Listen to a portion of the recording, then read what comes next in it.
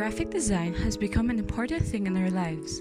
It plays around with pictures, typography, or even illustrations to deliver their message visually. You can see it being used in logos, packaging, books, magazines, and so much more. Can you imagine our world if graphic design wasn't created? It will probably look like a book with small text with no pictures, and you feel like it will take years to finish. Boring, I know, right? But graphic design doesn't always look like this way. It actually comes from a long way down in our history books. Welcome to Design History 101, where today we will talk about the history of graphic design. First up is cave paintings. The earliest known form of art were the cave paintings made during the Upper Paleolithic period found in Europe, Africa, Australia, and Southeast Asia. Large wild animals such as bison, horses, and deers were the common themes for the paintings. Then humanity evolved to reach the Middle Ages, where medieval calligraphy is born. It is also known as Western calligraphy and was mainly characterized by the use of the Latin script. These were adopted by monks in monasteries and those in the church. One of the styles developed was unicol lettering, which was widely used to copy scriptures from the Bible. Now, we jump into the Renaissance period. It is where Europe revived and flourished the idea of culture, science, philosophy, and art. It's also when the printing press was invented. Invented by Johannes Gutenberg, it is a printing machine replaced wood with metal and printing block with each letter. This has allowed to mass-produce books, pamphlets, and newspapers easier. Now, we move on to the late 1800s, where the Art Nouveau movement was found.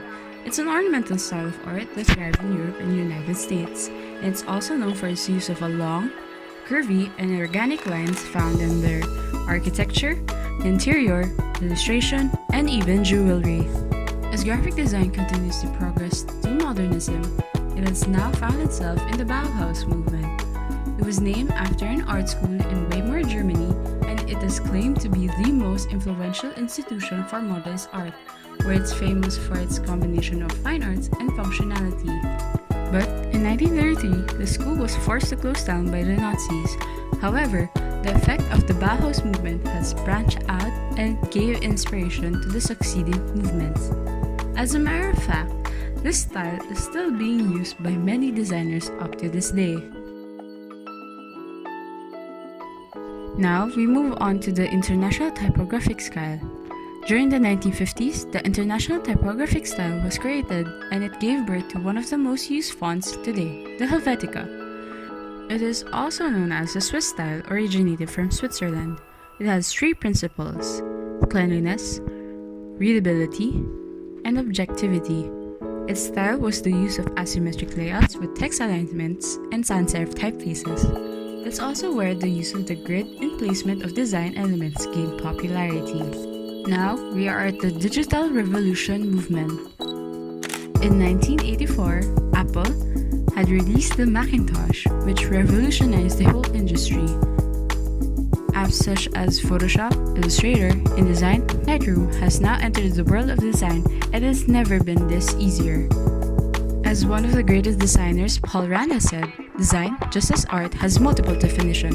There is no single definition. Design can be art, design can be aesthetics. Design is so simple." As one of the greatest designers, Paul Randa, said, "Design, just as art, has multiple definitions. There is no single definition. Design can be art, design can be aesthetics. Design is so simple, that's why it's so complicated."